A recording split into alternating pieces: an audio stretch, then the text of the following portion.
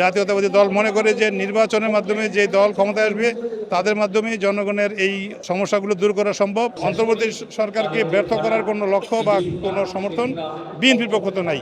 বাংলাদেশের মানুষ গত 16 বছর গণমানুষের অধিকারে আন্দোলন সংগ্রামে লিপ্ত ছিল। এদেশের মানুষ ভোট কী জিনিস, ভোটের সুযোগ কোথায়, সাধারণ মানুষ ভোট দিতে পারছে না, এই যে জন আকাঙ্ক্ষা দীর্ঘদিন এটা অবহেলিত হয়েছিল।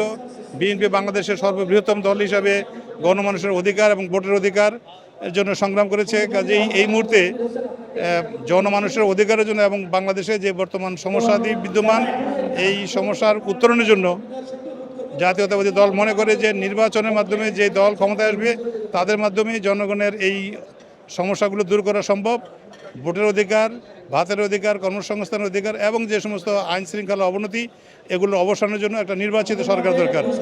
সেই লক্ষ্যে প্রথমেই জাতীয় সংসদের নির্বাচনের মাধ্যমে যে সরকার গঠিত হবে তারা এদেশের মানুষের আকাঙ্ক্ষা অনুরূপ কর্মসূচি নিতে পারবে এবং এদেশের উন্নয়নকে এগিয়ে নিয়ে যাবে।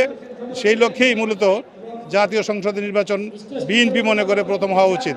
কাজে স্থানীয় নির্বাচনের জন্য যে সুযোগগুলো এগুলো পরবর্তীতে পর্যায়ক্রমে নিয়মমাফিক হবে।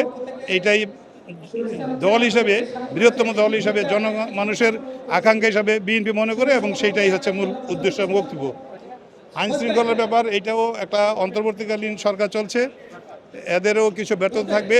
কাজে সুস্পষ্ট কাঠামোর মধ্যে একটি নির্বাচিত সরকার যখন হবে তাদের পক্ষে সার্বিক বিষয়গুলো দেখাশোনা করা এবং সঠিক পদক্ষেপ নেওয়ার সুযোগ হবে এবং সেইটা যখন বাস্তবায়ন হবে তখনই মনে করে বিএনপি মনে করে যে তাদের মাধ্যমেই নির্বাচিত সরকার যারাই আসবেন তাদের মাধ্যমেই একটি প্রকৃত প্রশাসনিক এবং গণতান্ত্রিক ব্যবস্থা কায়েম হবে।